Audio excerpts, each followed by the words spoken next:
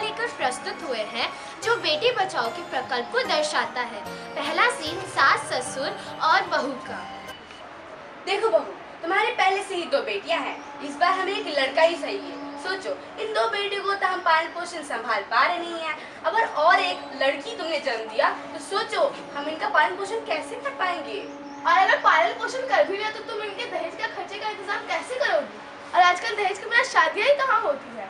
मेरी मानो कि तुम आज ही सुरेश के पास, डॉक्टर के पास जाओ और चेकअप कराओ कि लड़का है या लड़की। अगर लड़की है तो तुरंत छुटकारा पाओ। उर्मिला छुपते छुपाते डॉक्टर के पास जाती है और उसे पता चलता है कि उसे बेटी होने वाली है। ये बात वो किसी को नहीं बताती है। डिलीवरी का दिन हॉस्पिटल में। मुबारक हो आपके घर में लक्ष्मी आई है। हे भगवान, फिर से एक लड़की। बेटी के आने से जैसे घर में मातम सा छा गया। सास ससुर बेटे को भड़काते हुए। सुनो बेटा, तुम्हारी बहू ने तो पहले से ही 2 बेटियां लाकर रखी है, अब फिर से एक उसने बेटी ही जन्मी है। सोचो, हम 2 को तो पालन पोषण कर नहीं पा रहे थे, अभी तीसरी आ गई है। बाप रे बाप, पैसे क्या पेड़ में उगते हैं। बहू को भी कैसे भी फुसलाकर इस झंझट से छुटकारा पाओ। हाँ, तुम्हारी अम्मा बिल्कुल सही कह रही है, ऐसा ही तुम करना। पति पत्नी के बीच में हुआ संवाद। सुनो उर्मिला जी, बहुत दिन हुए बाहर घूमे हुए, चलो आज नदी के किनारे घूमने चलते हैं। जी। और छोटी बिटिया को भी ले चलो। जी।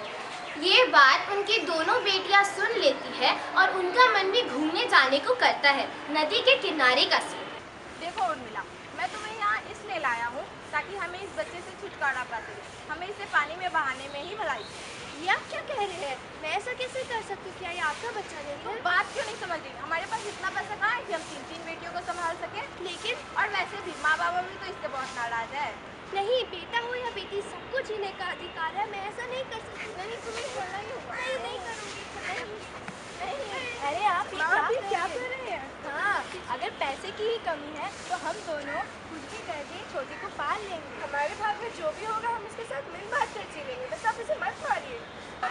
छाया माँ की बात सुनकर पहले माता पिता और फिर दादा दादी ने छोटी बिटिया को खुशी से अपना लिया। तो जैसा कि आपने देखा कि कैसे दोनों बहनों ने अपनी छोटी बेटी को बचा लिया, तो हमारे समाज में भी ऐसी रोज घटनाएं घटती रहती है। रोज एक छोटी बेटी को जन्म से ही पहले मार दिया जाता है। ऐसा क्यों होता है? क्या उन्हें जीने का अधिकार नहीं है? क्या वो इंसान नहीं है? हमें ऐसी चीज को बढ़ावा नहीं देना चाहिए। इसीलिए तो कहते हैं कि बेटी बचाओ देश बचाओ, बेटी बचाओ देश बचाओ।